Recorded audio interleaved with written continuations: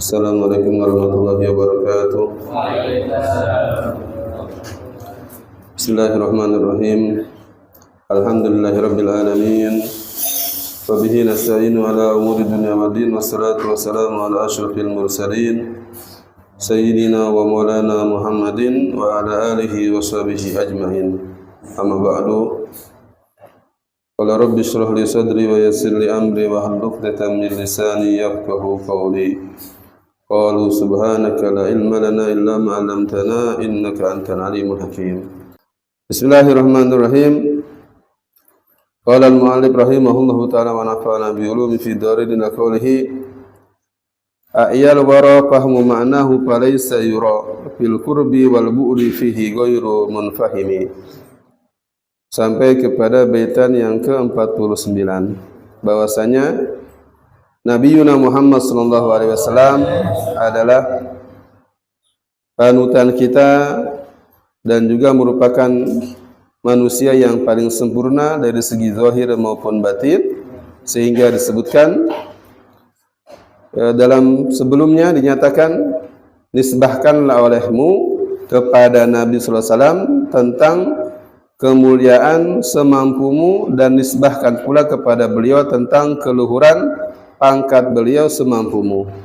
Namun disebutkan bahwa tidak ada dalam dunia ini satupun orang yang bisa mensifati Nabi sallallahu alaihi wasallam secara keseluruhan. Bahkan Imam Al-Habib Al-Habsyi mengatakan wa ala tafannuni wasifihi biwasfihi yabna zaman wa fihi ma lam yusafi.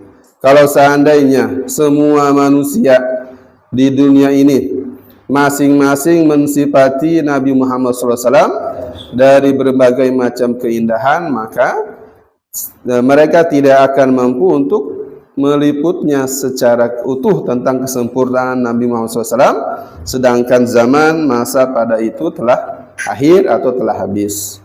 Maka di sini disebutkan yaitu supaya menyatu dan bersambung apa yang dijelaskan oleh Imam Al-Habib Ali dan dalam maulidnya Imam Busayri mengatakan a'yal wara fahmu ma'nahu falaysa yura.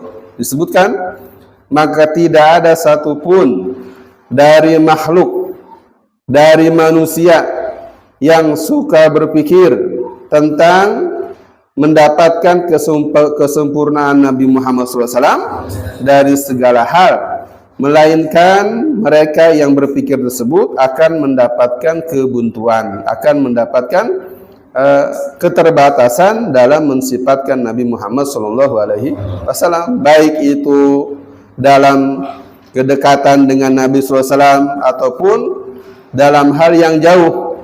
Fil qurbi disebutkan yaitu orang-orang sekitar Nabi SAW, para sahabat Nabi pun, dan mereka radhiyallahu ajmain, para sahabat yang setiap saat berdekatan berhubungan dengan Nabi Muhammad SAW, mereka tidak mampu untuk mensifatkan Nabi Muhammad SAW secara utuh. Akan tetapi ada para sahabat tertentu yang mereka bisa sedikit mensifatkan daripada sifat Nabi Muhammad SAW.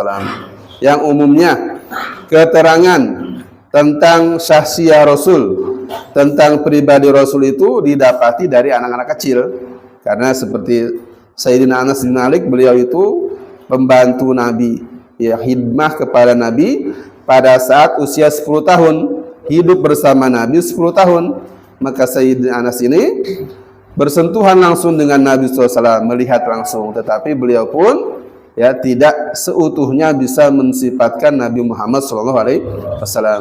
Hanya para sahabat, mereka seperti sahabat Ja'far bin Abi Thalib, beliau mengatakan bahwasanya aku berjalan di malam purnama, kemudian aku pun memandang kepada Nabi Muhammad SAW, pandanganku beralih kadang ke atas bulan, kadang ke Rasulullah SAW, maka beliau mengatakan, demi Allah, aku tidak mendapati wajah yang paling tampan, yang paling bersinar daripada wajah Nabi Muhammad SAW. Dan juga beliau mengatakan, aku tidak pernah mencium aroma yang paling wangi daripada minyak kasturi, melainkan daripada aroma Nabi Muhammad SAW. Inilah yang membuat manusia bingung, yaitu orang-orang yang ingin mensifati Nabi. Bagaimana menggambarkan, ya, kalau seumpama wangian yang paling wangi itu kasturi, kemudian digambarkan apa yang lebih wangi dari minyak tersebut. Nah ini maka a'yal wara fahmu ma'nahu parisa yura, maka menjadi lemah gitu, menjadikan lemah pemahaman daripada manusia, orang-orang yang ingin mendapatkan sifat Nabi Muhammad SAW secara rinci. Maka Imam Al-Habib Ali mengatakan dalam maulidnya, Habibun yugaru badrun min husni wajhihi, bulan purnama yang sedemikian indah itu bercahaya lantaran daripada wajah Nabi Muhammad SAW. Tahayyaratil albab fi husni wajhi fi wajhi ma'nahu. Para orang-orang cerdas, orang-orang yang mensifati Nabi SAW, mereka merasa bingung, merasa buntu dalam memikirkan tentang keindahan Nabi Muhammad SAW.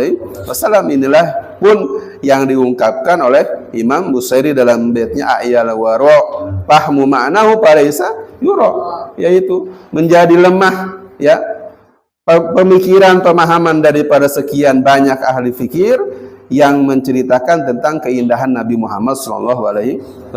Ini kita baru hanya sekedar membaca doang kan. Bagaimana kalau seandainya melihat secara langsung? Maka disebutkan, ya, oleh Imam Al-Qurtubi, sudah mengatakan tidak ada satupun yang betul-betul memahami hakikat Nabi SAW tentang bagaimana jisim beliau yang mulia. Karena seandainya, ya, para sahabat itu kalau berkumpul dengan Nabi SAW, memandang Nabi itu, ya, sesaat melihat menunduk begitu. Tidak bisa melihat secara utuh, secara lama begitu. Karena seandainya itu dilakukan, maka yang memandangnya itu akan terbakar, kata Imam Al-Qurtubi. Masya Allah, ini adalah kemuliaan Nabi Muhammad SAW, ya, keindahan beliau. Bahkan beliau senantiasa dinaungi awan. Ini sebagai hijab, sebagai penghalang antara matahari dengan Nabi Muhammad SAW. Karena kalau bersentuhan langsung, berhadapan langsung, matahari pun tidak akan mampu untuk, ya, mensinari Nabi Muhammad SAW. Maka disebutkan kasyamsi tadharu lil aini min budin saghiratan wa tukilu tarfa min amami. Ini bait yang ke-50. Nabi Muhammad SAW diibaratkan seperti matahari, yang matahari itu tampak dari kejauhan, ya, kalau secara mata dilihat dari jauh itu kecil, ya, tapi, ya, watakilu tarfu min amami, tapi kalau dari dekat maka tidak ada yang mampu untuk memandang kepada matahari tersebut secara langsung. Kita ngelihat matahari dari jauh gimana? Kecil, ya, begitu dah, ya. Tapi kalau coba langsung, secara langsung, jangan jauh-jauh dah, jangan 10 meter atau 5 meter, begitu matahari terbit saja lihat, tatap terus bagaimana tuh, ya, kita akan silau, tidak bisa menatap secara langsung. Begitulah Nabi Muhammad SAW. Para sahabat yang memandang Nabi SAW, ya, hanya sekian detik saja tanpa bisa berlama-lama. Inilah ungkapan tentang kesempurnaan Nabi Muhammad SAW, yang tidak bisa satupun dari manusia ini mensifati secara benar hakikat Nabi Muhammad, secara utuh hakikat Nabi Muhammad SAW, karena beliau diungkapkan seperti matahari yang tampak jelas kalau dari jauh, akan tetapi akan tampak, ya, tidak dari dekat tidak bisa dipandang secara utuh. Begitulah Nabi Muhammad SAW. Padahal matahari itu besarnya sebagaimana? Seperti dunia ini, kata Imam Ibnu Abbas, besarnya matahari sama dengan besarnya dunia. Akan tetapi kalau dari jauh kecil. Nah, kenapa disebut matahari? Disebut matahari karena apa? Karena jauhnya matahari tersebut dan karena cepatnya peredaran matahari, disebut syamsun.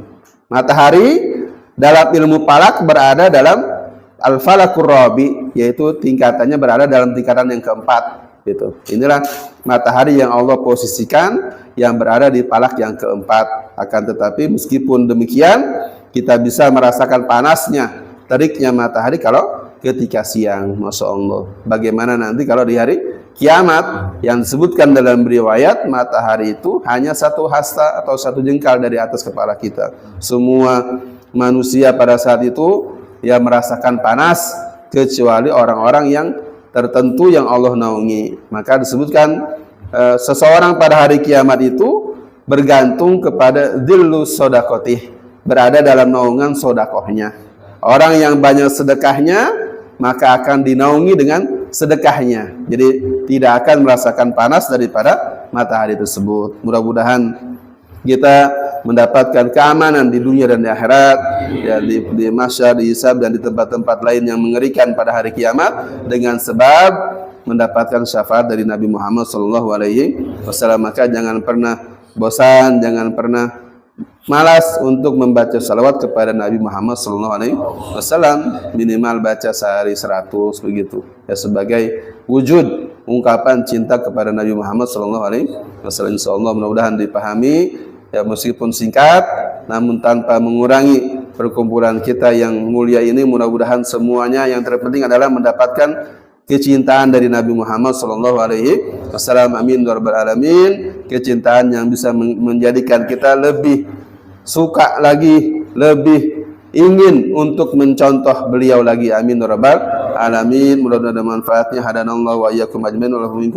Wassalamualaikum warahmatullahi wabarakatuh.